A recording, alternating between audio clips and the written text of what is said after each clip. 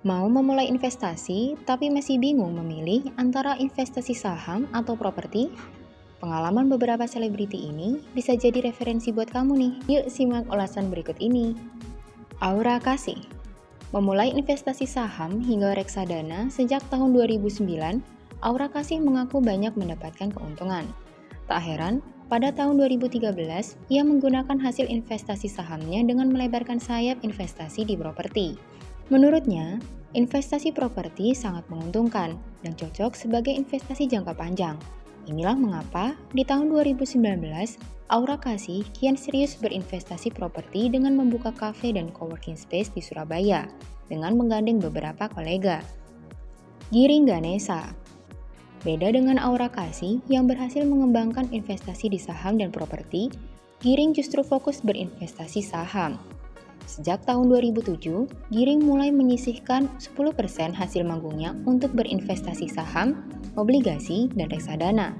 Meski awalnya sempat was-was dengan pergerakan saham yang naik turun, kini Giring terbilang lihai bermain saham. Hasilnya, ia bisa membiayai pernikahan hingga membeli DP rumah dari investasi saham.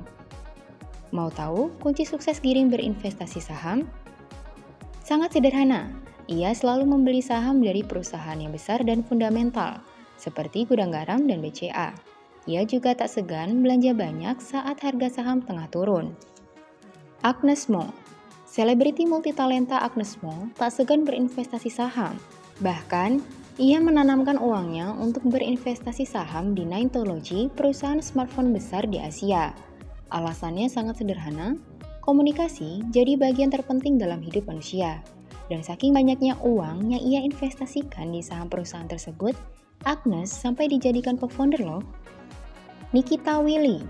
Nah, buat kamu yang ingin investasi properti, pengalaman Nikita Willy bisa jadi referensi tersendiri. Memulai investasi properti di tahun 2009, Niki membeli beberapa apartemen yang kemudian ia sewakan. Keuntungan besar yang ia peroleh dari investasi properti makin menguatkan tekadnya untuk membangun townhouse di Jakarta Timur, membeli sejumlah kafling tanah, hingga membangun rumah bak istana. Kunci suksesnya sangat sederhana, Niki selalu memilih lokasi yang strategis dengan akses yang mudah dijangkau hingga produk propertinya selalu laris manis. Lantas, bagaimana dengan kamu? Pilih investasi properti seperti Nikita Willy atau mengikuti jejak sukses Giring Ganesha dan Agnes Mo berinvestasi saham?